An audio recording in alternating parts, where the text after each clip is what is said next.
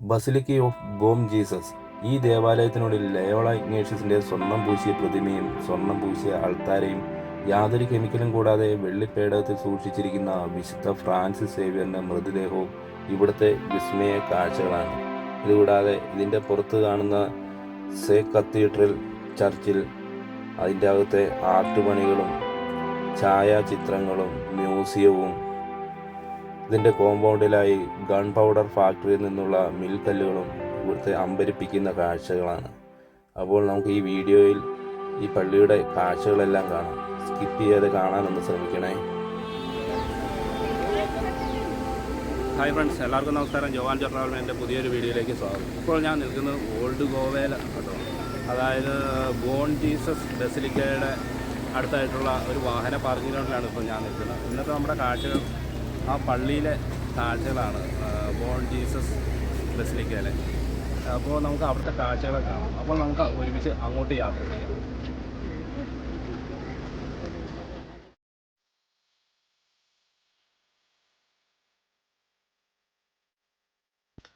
Old ഗോവയിൽ റോഡിൻ്റെ ഇരുവശത്തായി സ്ഥിതി ചെയ്യുന്ന രണ്ട് പള്ളികളാണ് ബോം ജീസസ് ബസിലിക്കയും സെൻറ്റ് കാതറിൻ കത്തീഡ്രലും.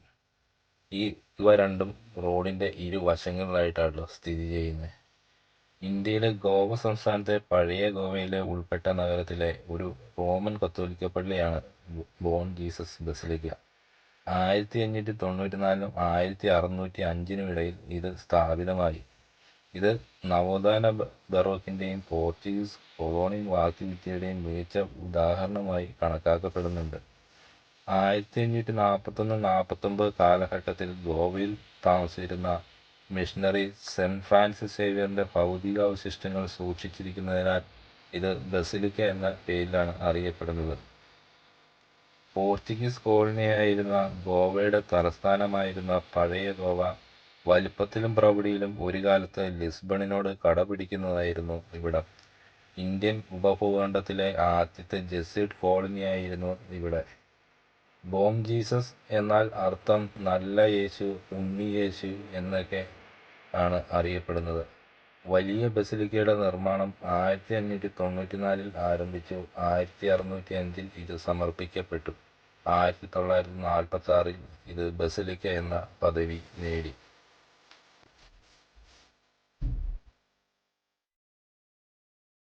1552 ഡിസംബർ 3 ചൈനയിലെ ഭൂഖണ്ഡത്തിലേക്കുള്ള യാത്രാമധ്യേ തായ്ഷാനിലെ ചുവാൻഡോ സാൻസിയൻ ദ്വീപിൽ വെച്ച് ഫ്രാൻസിസ് സേവ്യർ മരണപ്പെട്ടു. ഫ്രാൻസിസ് സേവ്യറിന്റെ മൃതദേഹം ആദ്യം പോർച്ചുഗീസിലെ മലാക്കയിലേക്ക് കൊണ്ടുപോയി. 2 വർഷത്തിനു ശേഷം ഗോവയിലേക്ക് തിരികെ കൊണ്ടുവരികയും വിശുദ്ധന്റെ മൃതദേഹം സംസ്കരിച്ച ദിവസം പോലെ തന്നെ പുതുമയുള്ളതായിരുന്നു എന്നും പറയപ്പെടുന്നു. വിശുദ്ധന്റെ ഭൗതികാവശിഷ്ടങ്ങൾ ഇപ്പോഴും ലോകമെമ്പാടുമുള്ള വിനോദസഞ്ചാരികളെ ആകർഷിക്കുന്നു. ഓരോ 10 വർഷം കൂടുന്തോറും അദ്ദേഹത്തിന്റെ മൃതദേഹം പൊതുദർശനത്തിന് വയ്ക്കാറുണ്ട്. അവസാനം 2024 ഡിസംബറിലാണ് പൊതുദർശനത്തിന് വച്ചത്. 1605 മെയ് മാസത്തിൽ archbishop Dom Father Aleixo de Menezes ആണ് പള്ളിയുടെ പ്രതിഷ്ഠ നടത്തിയത്. ക്രിസ്തുമതത്തിന്റെ ചരിത്രത്തിലെ ഒരു നാഴികക്കല്ലായി ഈ ലോക പൈതൃക സ്മാരകം ഉയർന്നു വന്നു. സെന്റ് ഇഗ്നേഷ്യസ് ലയോള വളരെ അടുത്ത സുഹൃത്തും അദ്ദേഹത്തോടൊപ്പം സൊസൈറ്റി ഓഫ് ജീസസ് സ്ഥാപിച്ചയാളുമായ സെന്റ് ഫ്രാൻസിസ് സേവ്യറിന്റെ മൃതദേഹം ഇതിൽ അടക്കിയിരിക്കുന്നു. സ്വർണം പൂശിയ വിശാലമായ അൾത്താരയാണ് ഉള്ളിലുള്ളത്. പ്രധാന അൾത്താരയിൽ ജെസ്യൂട്ട് സ്ഥാപകനായ സെന്റ് ഇഗ്നേഷ്യസ് ഓഫ് ലയോളയുടെ ഒരു വലിയ പ്രതിമയുണ്ട്. ഫ്രാൻസിസ് സേവ്യറിന്റെ ഏറ്റവും അടുത്ത കൂട്ടാളികളിൽ ഒരാളായിരുന്നു ഇഗ്നേഷ്യസ്. ഒരു മനുഷ്യൻ ലോകം മുഴുവൻ നേടിയാലും ആത്മാവ് നഷ്ടപ്പെട്ടാൽ എന്ത് പ്രയോജനം എന്ന് ഇഗ്നേഷ്യസ് ഫ്രാൻസിസിനോട് ചോദിച്ചപ്പോൾ അദ്ദേഹത്തിന്റെ പരിഷ്കൃത ജീവിതത്തിലേക്ക് ആകർഷിച്ചതായി പറയപ്പെടുന്നു. ഈ പള്ളിയിൽ ലയോളയിലെ ഇഗ്നേഷ്യസിന്റെ പ്രതിമ സ്വർണം പൂശിയാണ് പ്രതിഷ്ഠിച്ചിരിക്കുന്നത്. തിളക്കമുള്ള രശ്മികളാൽ ചുറ്റപ്പെട്ട ജെസ്യൂട്ടുകളുടെ സ്വർണം പൂശിയ ചിഹ്നത്തിൽ യേശുവിന്റെ നാമത്തിലാണ് വിസ്മയത്തോടെ ഉറപ്പിച്ചിരിക്കുന്നത്. ക്രിസ്തുവിന്റെയും അവന്റെ അപ്പോസ്തലന്മാരുടെയും രൂപങ്ങൾ സ്വർണം പൂശി അലങ്കരിച്ചിരിക്കുന്നു. സെന്റ് ഫ്രാൻസിസ് സേവ്യറിന്റെ മൃതദേഹം സൂക്ഷിച്ചിരിക്കുന്നത് വെള്ളിപ്പേടകത്തിലാണ്. ഇതിന്റെ പണി പൂർത്തിയാക്കാൻ ഏകദേശം 10 വർഷം എടുത്തിട്ടുണ്ട്. പള്ളിയിൽ യാതൊരു രാസസൂത്രവാക്യങ്ങളും ഇല്ലാതെ വിശുദ്ധ ഫ്രാൻസിസ് സേവ്യറിന്റെ തിരുശരീരം സൂക്ഷിച്ചിരിക്കുന്നു. പള്ളിക്കുള്ളിൽ ധാരാളം ചുവർ ചിത്രങ്ങളും നമുക്ക് കാണാൻ സാധിക്കും. ഈ പള്ളിയുടെ പുറകു സൈഡിലേക്ക് പോയാൽ ഒരു വലിയ വരാന്തയും അതിൻ്റെ അടുത്തായിട്ട് ഒരു വലിയൊരു നടുമുറ്റവും ഉണ്ട് കേട്ടോ. പിന്നെ അതുപോലെ ഇവിടെ കുറേ രൂപങ്ങളൊക്കെ ഇവിടെ പ്രതിഷ്ഠിച്ചിട്ടുണ്ട്. അത് ഇവിടെ വീഡിയോ ഒന്നും എടുക്കാൻ അലൗഡല്ല, ഉള്ളിലും അലൗഡല്ല. എന്നാലും എനിക്ക് പറ്റിയ അത്രയും ഞാൻ എടുത്തിട്ടുണ്ട്. അത് ഞാൻ ഒരു ആഡ് ചെയ്തിട്ടുണ്ട് കേട്ടോ. പിന്നെ പഴയ കാലത്തെ ചെങ്കൽ കൊണ്ടാട്ടോ ഇത് നിർമ്മിച്ചത്. ചെങ്കൽ എന്ന് പറയാൻ നേരത്ത് വെട്ടുകല്ല്. നല്ല മനോഹരമാണ്. ഇവിടെ പഴയ കാലത്താണ് ഇവിടെ ഇത് പണി കഴിപ്പിച്ചിരിക്കുന്നത്. കണ്ടോ, ആനവാതിൽ പോലെ നമുക്കിവിടെ നിന്ന് ഫോട്ടോ എടുക്കാൻ അതുപോലെയൊക്കെ നല്ല നല്ല പിക്ചറുകളൊക്കെ നമുക്ക് ഇവിടുന്ന് എടുക്കാൻ സാധിക്കും. ഈ പള്ളിയുടെ പുറകുവശത്തായിട്ട് അടിയിലൊക്കെ വെട്ടുകല്ലാട്ടോ പതിപ്പിച്ചിരിക്കുന്നത്. അതുപോലെ ഇതിൻ്റെ ജനലുകളും വാതിലുകളൊക്കെ ഒരു പ്രത്യേക രീതിയിലാണ് പണി കഴിപ്പിച്ചിരിക്കുന്നത്. മുന്നിൽ നിന്ന് നോക്കിയാൽ നമുക്കൊരു 3 നില കെട്ടിടം ആയിട്ടാണ് തോന്നുന്നത്. കെട്ടിടം ഈ പള്ളി 3 നിലയായിട്ട് നമുക്ക് കാണാൻ സാധിക്കും. കാലപ്പഴക്കം കൊണ്ട് കളറൊക്കെ ഫെയ്ഡായിട്ടുണ്ട്. എന്നാലും മെയിൻ്റെനൻസ് പണികളൊക്കെ ഇവിടെ നടത്തിയിട്ടുണ്ട് കേട്ടോ.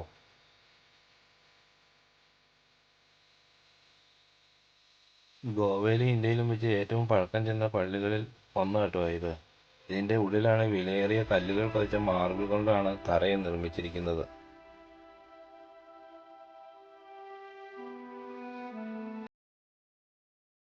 നമ്മൾ ആ റോട്ടിൽ നിന്ന് ഒറ്റയടിക്ക് നോക്കിയാൽ പഴയ കാലത്ത് ഒരു കോട്ടയാണെന്നൊക്കെ കേട്ടോ നമുക്ക് തോന്നുള്ളൂ. എന്ന് വെച്ചാൽ കോട്ടകളൊക്കെ പണിതിരിക്കുന്നത് ഇതുപോലെ ഈ ചെങ്കല്ലൊക്കെ വെച്ചാണ് പണിതിരിക്കുന്നത്. അതുപോലെ ഇതിൻ്റെ മുറ്റമൊക്കെ നല്ല ഭംഗിയാട്ടോ.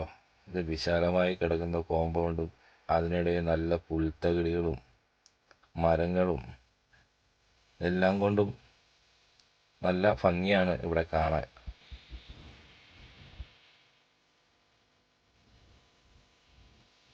ഈ പള്ളിയുടെ പുറകുവശത്തായിട്ടാണെങ്കിൽ ഇവിടെ ഇരിക്കാനൊക്കെ ആയിട്ട് ബെഞ്ചുകളൊക്കെ പണിതിട്ടിട്ടുണ്ട് കേട്ടോ. അതുകൊണ്ട് ചെറിയ കുട്ടികളൊക്കെ പോലെ നല്ല രസം കേട്ടോ. അവിടെ നല്ല തണുപ്പാണ്. മരങ്ങളുടെ ഇടയ്ക്കാണ് ആ സ്ഥലം സ്ഥിതി ചെയ്യുന്നത്. ഈ പള്ളിയൊക്കെ പഴയ കാലത്താണെങ്കിലും എന്ത് മനോഹരമായിട്ടാണ് പണി കഴിപ്പിച്ചിരിക്കുന്നത്.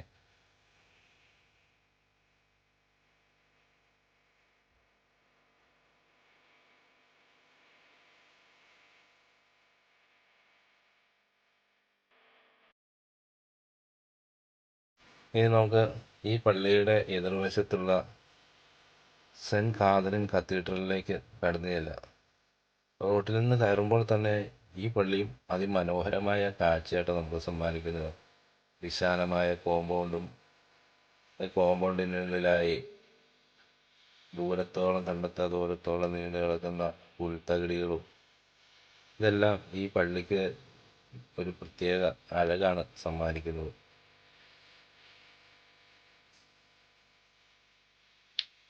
ഈ പള്ളിയിൽ കയറാൻ നേരത്തും വീഡിയോഗ്രാഫിക്ക് നിരോധനം ഏർപ്പെടുത്തിയിട്ടുണ്ട് കേട്ടോ. ഇവിടെ ബോർഡൊക്കെ എഴുതി വെച്ചിട്ടുണ്ട്. പിന്നെ ഈ വഴികളെ നേരെ കയറി പോകുന്ന ആ പള്ളിയുടെ ഉള്ളിലേക്ക് കേട്ടോ. അതിൽ കയറാൻ ഞങ്ങൾക്ക് സാധിച്ചില്ല. കത്തീഡ്രൽ സിസാന്ത കാതറീന എന്നറിയപ്പെടുന്ന ചർച്ച് ഇത് ഗോവയിലെയും ദാമനിലെയും ലാറ്റിൻ സഭയുടെ അതിരൂപതയുടെ കത്തീഡ്രലും ഈസ്റ്റ് ഇൻഡീസിലെ പാത്രിയർക്കീസ് ആസ്ഥാനവുമാണ്. ഇത് ബോം ജീസസ് കത്തീഡ്രൽ ചർച്ചിന് അടുത്തായി സ്ഥിതി ചെയ്യുന്നു. ഇതും യുനെസ്കോയുടെ ലോക പൈതൃക പട്ടികയുടെ ഭാഗമാണ്. എന്നാൽ പോർച്ചുഗീസ് പദത്തിൻ്റെ അർത്ഥം സി എന്നാണ്. അഫാൻഡോ ഡി അബൂബർക്കിയുടെ കീഴിൽ ഒരു മുസ്ലിം സൈന്യത്തിനെതിരെ നേടിയ വിജയത്തിൻ്റെയും 1910 ഗോവ നഗരം പിടിച്ചെടുക്കിയതിൻ്റെയും സ്മരണയ്ക്കായി നിർമ്മിച്ചതാണ് ഈ കത്തീഡ്രൽ. വിജയ ദിവസം സെൻറ്റ് കാതറിൻ്റെ പിറന്നാളായതിനാൽ ഇത് അവർക്കായി സമർപ്പിച്ചു. 1552 അന്നത്തെ ഗവർണറായിരുന്ന ജോർജ് കാബ്രാൽ ഇത് പഴയ അവശിഷ്ടങ്ങളിൽ നിന്ന് വലുതാക്കാൻ നിയോഗിക്കുകയും 1562 സെബസ്ത്യാനോ രാജാവിൻ്റെ ഭരണകാലത്ത് പള്ളിയുടെ നിർമ്മാണം ആരംഭിക്കുകയും 1619 പൂർത്തീകരിക്കുകയും 1640 സമർപ്പിക്കപ്പെട്ടു. ഇതിന് 2 ഗോപുരങ്ങൾ ഉണ്ടായിരുന്നു. ഒരെണ്ണം 1776 തകർന്നു വീണു. മിഷണറിയായിരുന്ന ആൻഡ്രിയസ് റുഡാമിന 1625 ഓഗസ്റ്റ് 22 ഗോവയിലെത്തി. ഏകദേശം 400 വർഷങ്ങൾക്ക് ശേഷം 2015 പഴയ ഗോവയിലെ സേ കത്തീഡ്രലിൻ്റെ മുറ്റത്ത് ആൻഡ്രിയസ് റുഡാമിനയുടെ പേര് വഹിക്കുന്ന ഒരു സ്മാരകശില സ്ഥാപിച്ചു. സേ കത്തീഡ്രലിൻ്റെ ഗോപുരത്തിൽ ഗോൾഡൻ ബെൽ എന്നറിയപ്പെടുന്ന ഒരു വലിയ മണിയുണ്ട്. ഇതിൻ്റെ വലിയ ശബ്ദം ഗോവയിലെ ഏറ്റവും വലുതും ലോകത്തിലെ ഏറ്റവും മികച്ചതുമായ ഒന്നാണെന്ന് പറയപ്പെടുന്നു. അലക്സാണ്ട്രിയയിലെ കാതറിന് സമർപ്പിച്ചിരിക്കുന്ന പ്രധാന അൾത്താര ഇതിൻ്റെ വശങ്ങളിൽ നിരവധി പഴയ ചിത്രങ്ങൾ ഉണ്ട്. 1619 ഇവിടെ ക്രിസ്തുവിൻ്റെ ഒരു ദർശനം പ്രത്യക്ഷപ്പെട്ടതായി പറയപ്പെടുന്നു.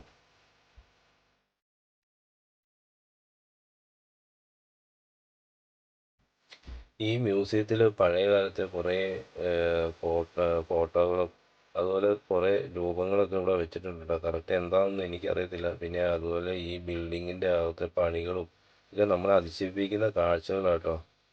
വളരെ വർഷങ്ങൾ പഴക്കമുള്ള ഈ പണികളൊക്കെ നമുക്ക് ഒരു അതിശയമായിട്ട് തന്നെ നമുക്ക് തോന്നും.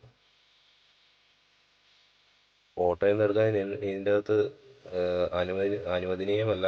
എന്നാലും ഒളിച്ച് എടുത്ത വീഡിയോകളാട്ടോ ഞാൻ ഈ കാണിക്കുന്നത്. ഇവിടെ എല്ലാ സെക്യൂരിറ്റീസ് ഇവിടെ കറങ്ങി നടപ്പുണ്ട്. അവർ മാറിയ സമയത്ത് ഞാൻ എടുത്തതാണ് ഈ വീഡിയോ എല്ലാം.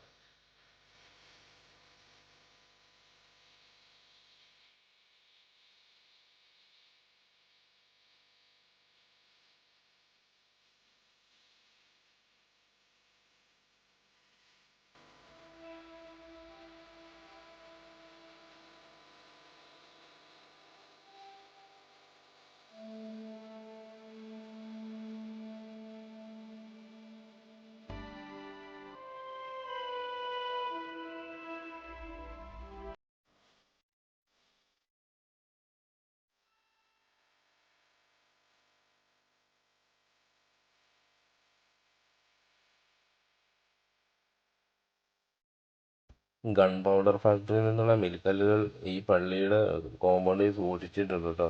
അതുപോലെ വെടിമരുന്നുകൾ ഇടിച്ച് പൊടിക്കാനായിട്ട് പഴയ കാലത്തെ ഒരു ഉപകരണം കേട്ടോ ഇപ്പം നമ്മൾ ഈ കാണുന്നത് കണ്ടോ.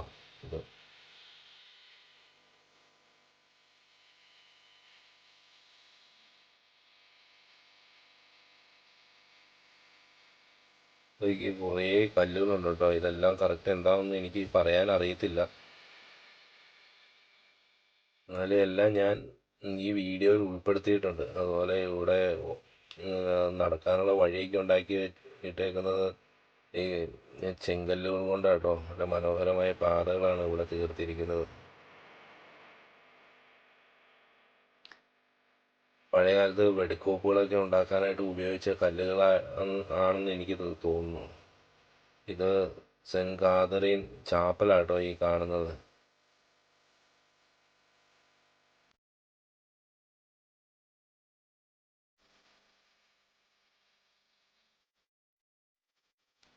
ഈ പള്ളിയുടെ കോമ്പൗണ്ടുകളൊക്കെ നല്ല മനോഹരമായിട്ടാട്ടോ നിർമ്മിച്ചിരിക്കുന്നത്. എന്ന് വെച്ചാൽ നല്ല വൃത്തിയാണ് ഇതിൻ്റെ ചുറ്റുപാടും. പിന്നെ ഇത് ക്ലീൻ ചെയ്യാൻ എപ്പോഴും ആൾക്കാരും എല്ലാം ഇതിൽക്കൂടെ സ്റ്റാഫുകളെല്ലാം ഉണ്ട് കേട്ടോ. ഇതിൽക്കൂടെ ഇവിടെ നോക്കിയാലും നല്ല പച്ച പുൽത്തകിടികൾ നമുക്ക് കാണാൻ സാധിക്കും പള്ളി കോമ്പൗണ്ടുകളിൽ. പിന്നെ അതുപോലെ മരങ്ങളും.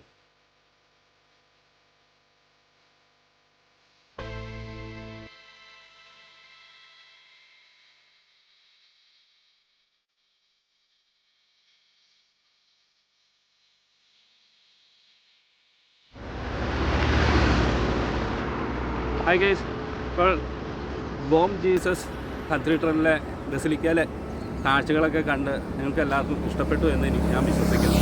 അതുപോലെ ആദ്യമായിട്ട് എൻ്റെ ഈ ചാനൽ കാണുന്നതിൽ ഒന്ന് സബ്സ്ക്രൈബ് ചെയ്യാൻ മറക്കരുത്. അതുപോലെ നിങ്ങളുടെ വിലയേറിയ അഭിപ്രായങ്ങളും നിർദ്ദേശങ്ങളൊക്കെ കമൻറ്റ് ബോക്സിൽ ഇടുക. അടുത്ത അടിപൊളി ഒരു വീഡിയോ ആയി കാണുന്നതുവരെ ബൈ ബൈ.